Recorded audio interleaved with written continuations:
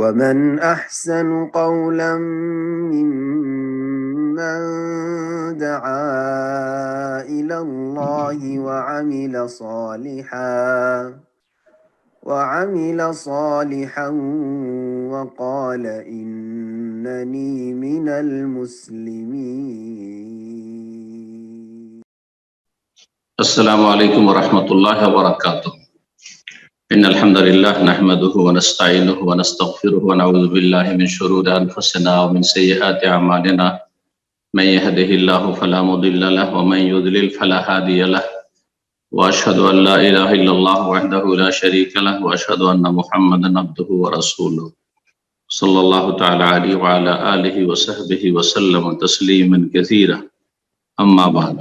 সম্মানিত দিনী ভাতৃমণ্ডলী, আল্লাহ রাব্বুল আলামিনের প্রশংসা এবং প্রিয় নবী সাল্লাল্লাহু আলাইহি ওয়াসাল্লামের উপর সালাত ও সালামের পর আজ রবিবার 24শে জমাদাল উলা 1444 হিজরি মোতাবেক 18ই ডিসেম্বর 2022 আমাদের সাপ্তাহিক আলোচনা ফিকহুত তাহারা ও পবিত্রতা সম্পর্কে জ্ঞান অর্জন। পবিত্রতা সম্পর্কে গত সপ্তাহে আমরা শুরু করেছি নতুন আলোচনা এবং একটি গুরুত্বপূর্ণ আলোচনা গত সপ্তাহে করেছি।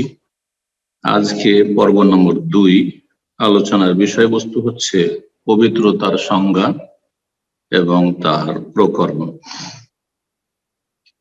আল্লাহ রাব্বুল আলামিনের কাছে দোয়া করি মহান আল্লাহ আমাদের সকলকে উপকারী জ্ঞান দান করেন, ভালো আমলের তৌফিক দান করেন, সমস্ত অন্যায় থেকে ভুলভ্রান্তি থেকে বেঁচে থাকার তৌফিক দান করেন, বাঁচিয়ে রাখেন এবং সত্য দিনের দাওয়াত সুন্দরভাবে মানব জাতির সামনে পেশ করার সকলকে আপন আপন জায়গা থেকে তৌফিক দান করেন। আমরা একটি বই সামনে রাখবো এবং সেই বইটিকে, সেই কিতাবটিকে সামনে রেখে গুরুত্বপূর্ণ ফিকহের উপর বা বিভিন্ন বিষয়ের উপর কিতাব, সেটাকে সামনে রেখে তার কথাগুলি এবং তার সাথে অতিরিক্ত যেসব জরুরি বিষয় মনে করব ইনশাআল্লাহ তাআলা সংযোজনের চেষ্টা করব। সেই কিতাবটি হচ্ছে মুখতাসারুল ফিকহিল ইসলামী, সংক্ষিপ্ত ইসলামী ফিকহ, আর লেখক হচ্ছেন শেখ মোহাম্মদ বিন ইব্রাহিম ইবনে আব্দুল্লাহ তুয়াইজরি রাহিমাহুল্লাহ তাআলা। তিনি আল কাসিমের বড় একজন আলেম শেখ এবং তার লিখনী বেশ সুন্দর, গঠনমূলক। তো ফিকহের উপর তার এই আলোচনাগুলি আমাকে ভালো লেগেছে, সুতরাং মনে করছি যে আপনারা যাতে করে উপকৃত হন এবং তার সাথে যতটুকু আল্লাহ তৌফিক দেবেন আমি আপনাদের সামনে কথাগুলি ব্যাখ্যা বিশ্লেষণ করার চেষ্টা করব। কিতাবুত তাহারা, তাহারাতের পর্ব। তাহারাত যে শব্দটি, এটি হচ্ছে আরবি শব্দ। তাহারা হচ্ছে এর আসল মাদ্দা বা ধাতু। এর শাব্দিক অর্থ হচ্ছে আন-নাজাফা ওয়ান নাজাহা, পরিষ্কার পরিচ্ছন্নতা। কি থেকে? আনিল আকজারিল হিসসিয়াত ওয়াল মানবিয়্যা, প্রকাশ্য এবং আভ্যন্তরীণ আবর্জনা থেকে, প্রকাশ্য এবং আভ্যন্তরীণ আবর্জনা থেকে, ময়লা থেকে। এটি হচ্ছে শাব্দিক অর্থ হয়ে গেল শুধু পরিষ্কার পরিচ্ছন্নতা, আর বাহ্যিক আর আভ্যন্তরীণ যেসব নাপাকি রয়েছে, যেসব ময়লা আবর্জনা রয়েছে, সেগুলি থেকে পবিত্রতা, আল্লাহর সন্তুষ্টির জন্য, আল্লাহর সান্নিধ্য লাভের জন্য করা, পবিত্রতা অর্জন করা। এ তাহারাত বা পবিত্রতা 2 ভাগে বিভক্ত। একটি হচ্ছে তাহারাতুল জাহির, বাহ্যিক পবিত্রতা, জাহেরি পবিত্রতা, এবং আরেকটি হচ্ছে তাহারাতুল বাতেন, বাতেনি তাহারাত বা আভ্যন্তরীণ পবিত্রতা। জাহিরি বা বাহ্যিক পবিত্রতা কি? আর তা হচ্ছে যদি ওযু না থাকে, একজন মুসলিম ওযু করবে, বিশেষ বিশেষ যে অঙ্গগুলি রয়েছে ওযুর অঙ্গ, সেগুলিকে ধৌত করবে এবং মাসহের অঙ্গ যেটি মাসহ করবে। আর গোসল যদি ফরজ থাকে, বেশ কিছু কারণে গোসল ফরজ হয়ে যায় একজন মুসলিমের উপর, বড় নাপাকি যদি বিদ্যমান থাকে, তো গোসল করা পানির দ্বারা গোসল করা, পানির দ্বারা উযু করা, এটি হচ্ছে বাহ্যিক পবিত্রতা। এর সাথে সাথে এতে তো হলো যে আপনার শরীরের বাহ্যিক পবিত্রতা হলো, কিন্তু তার সাথে আপনার শরীরে পোশাক রয়েছে, সেই পোশাক কাপড় পবিত্র রাখা, আর আপনার গোটা শরীরের কোন জায়গায় কোনো নাপাক বস্তু, পেশাব, পায়খানা, রক্ত, এইরকম কিছু নাপাক যেসব বস্তু রয়েছে সেগুলি না লেগে থাকা, সেগুলো থেকে মুক্ত থাকা, পবিত্র থাকা। এবং যেই জায়গায় আপনি সালাত আদায় করছেন অথবা যেই জায়গায় আপনি বসবাস করছেন সেই জায়গা নাপাকি থেকে পবিত্র থাকা, নাপাক বস্তু থেকে পবিত্রতা থাকা, অপবিত্র থাকা।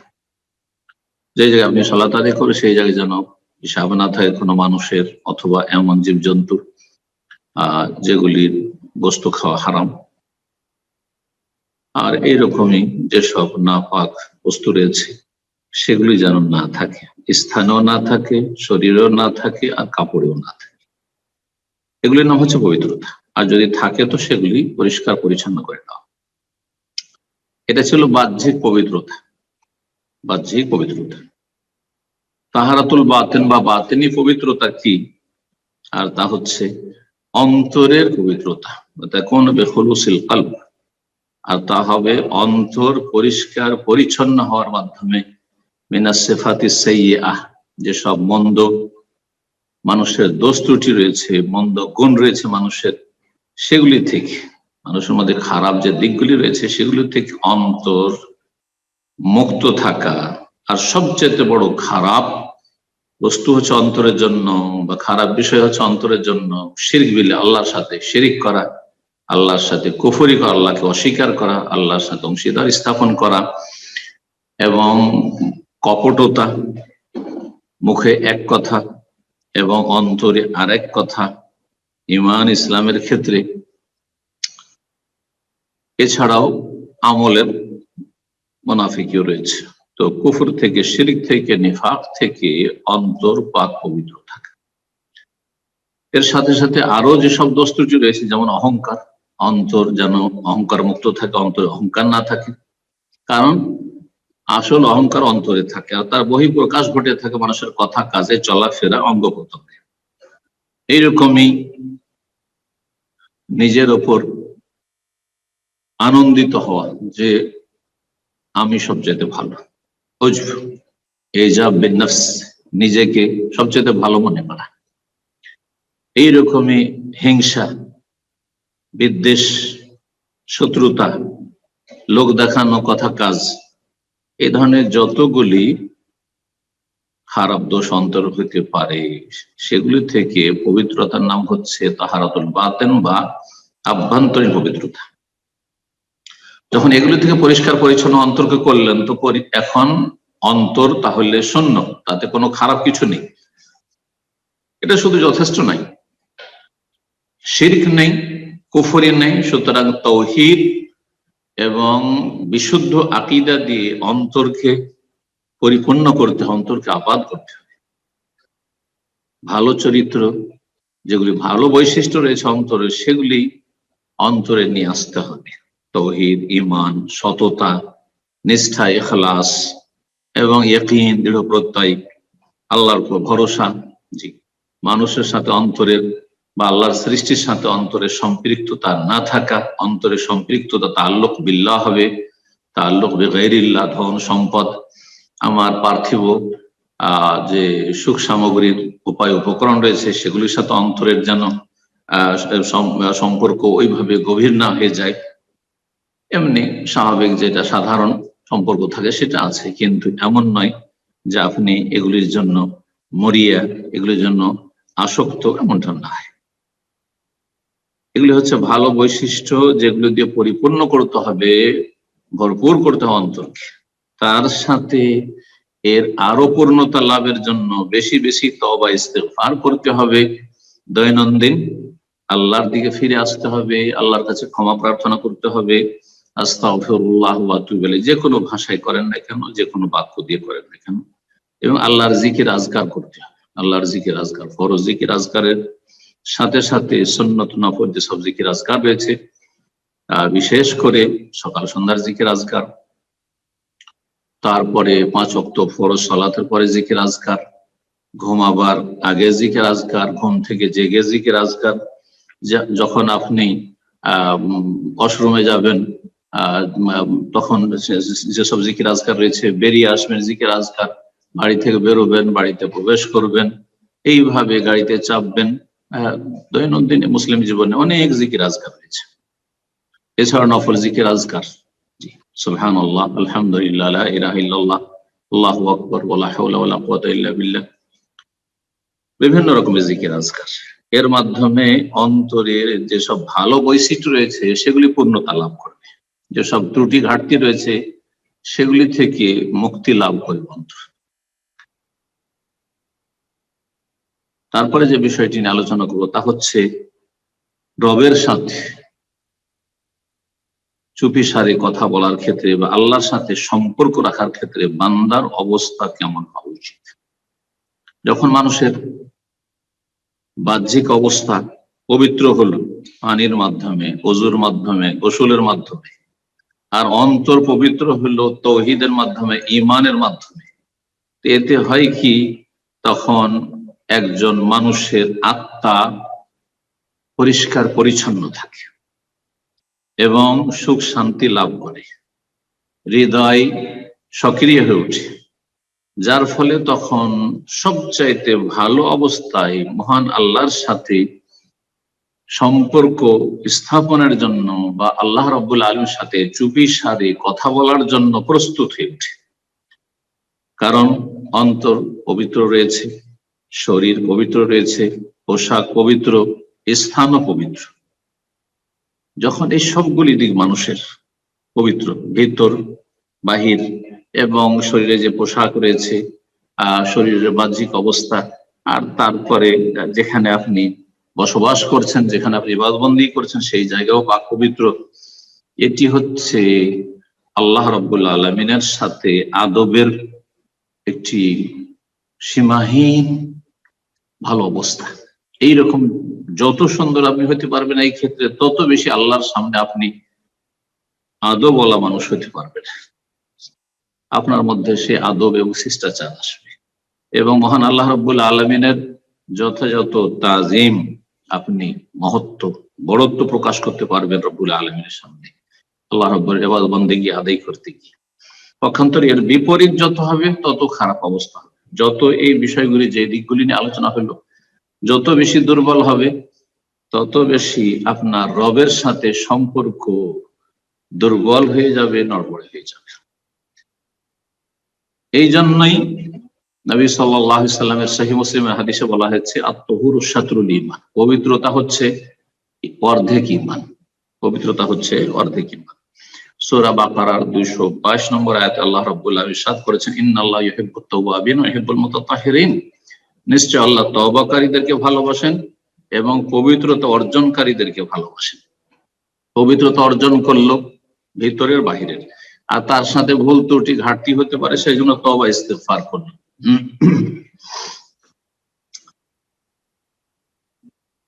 আবু মালিক আশআরী রাদিয়াল্লাহু তাআলা আনহু বর্ণিত,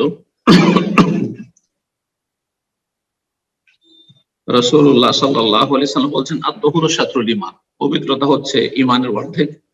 ওয়াল হামদুলিল্লাহি তামলাউল মিজান, আর আলহামদুলিল্লাহ পাঠ যে কিয়ামতের দিনে নেকি আর গুনহার দাঁড়িপাল্লা হবে, নেকির পাল্লাকে ভরপুর করে দেবে।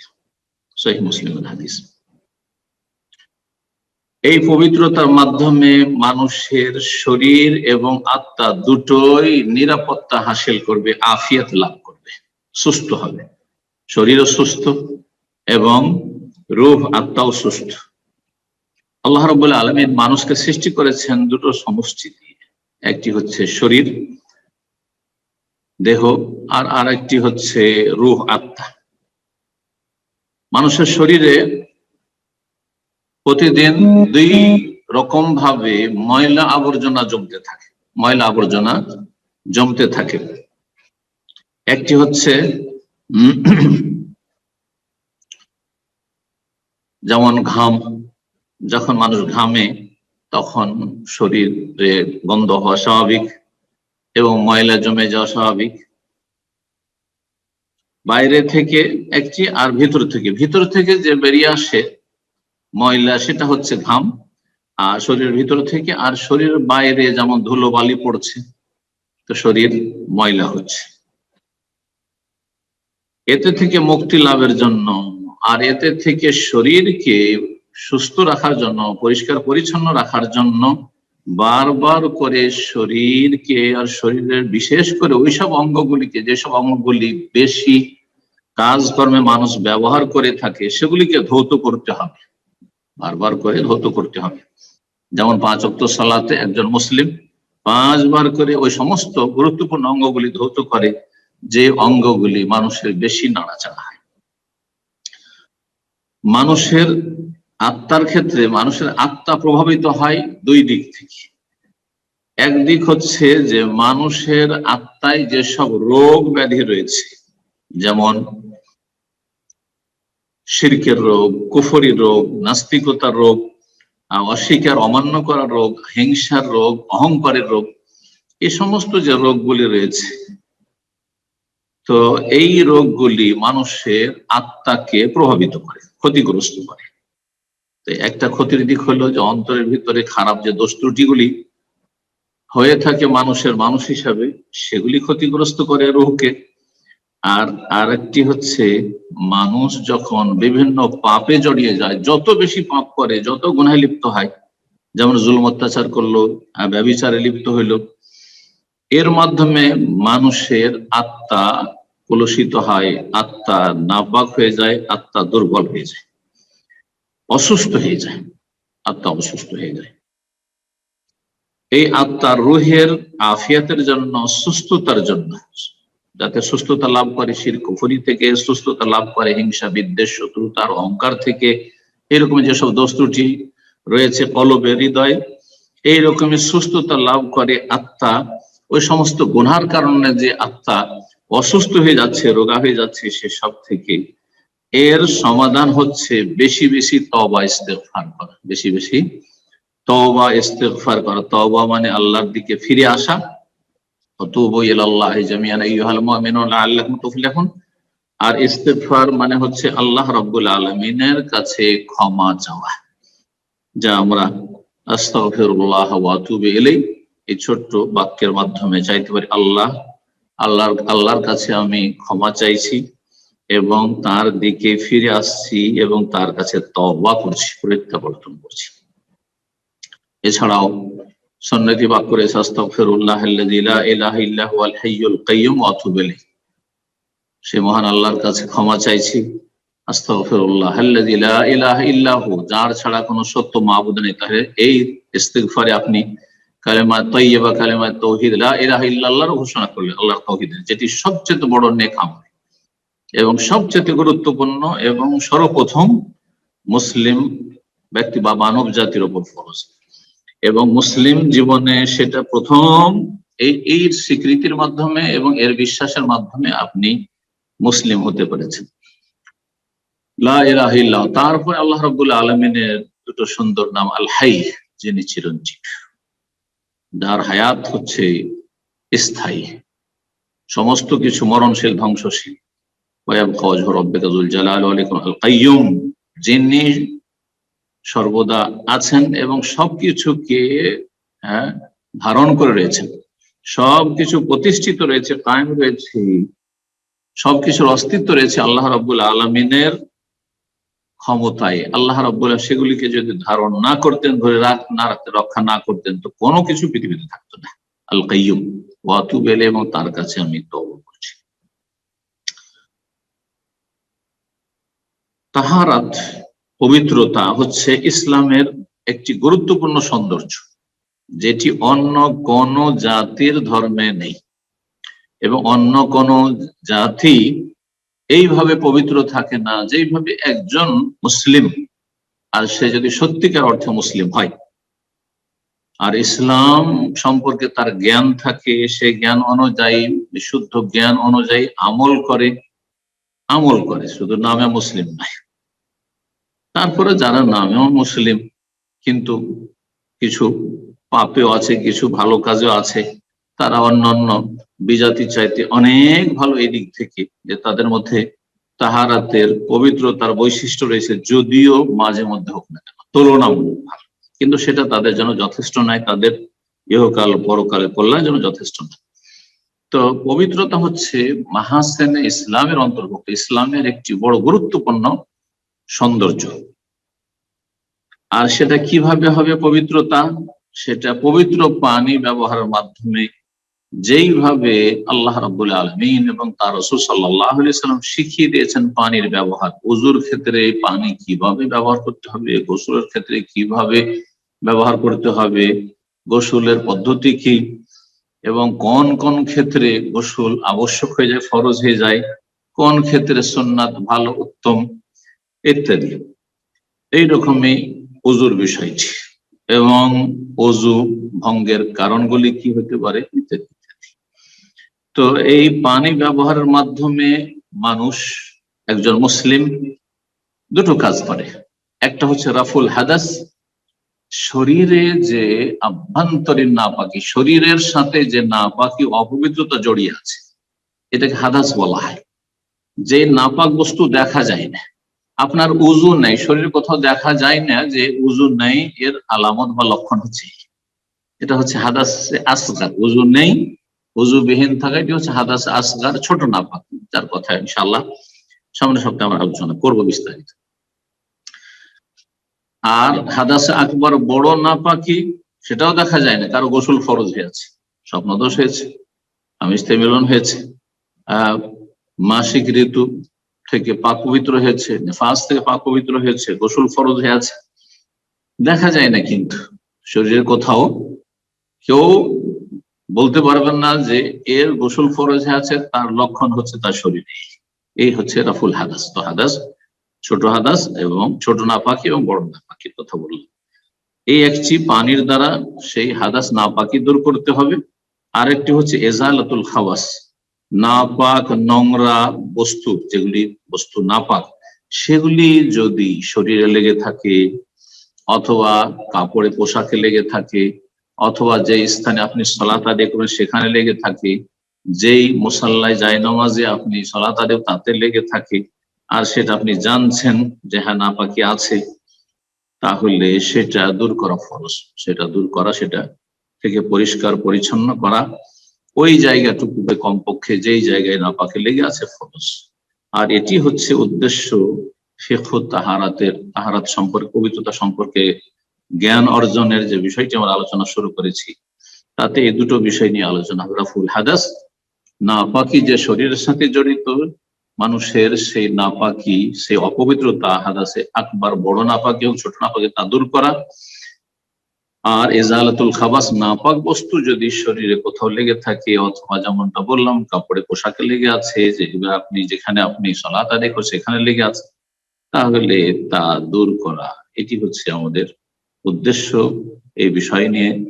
আর ইনশাআল্লাহ তাআলা আগামী সপ্তাহগুলিতে সেসব বিষয় সম্পর্কে আলোচনা ধারাবাহিক হতে থাকবে। আল্লাহ রাব্বুল আলামিন যেন তৌফিক দান করেন, আমলের তৌফিক দান করেন, এবং আমাদেরকে আল্লাহ রাব্বুল আলামিন যেন সবসময় ভালো অবস্থায় রাখেন, আমাদের অন্তরকে, অন্তরের দোষ ত্রুটি থেকে, ব্যাধি থেকে মুক্ত রাখেন, এবং শরীরকে আল্লাহ রাব্বুল নাপাক বস্তু থেকে, নাপাক বিষয় থেকে যেন পাক পবিত্র রাখার তৌফিক দান করেন।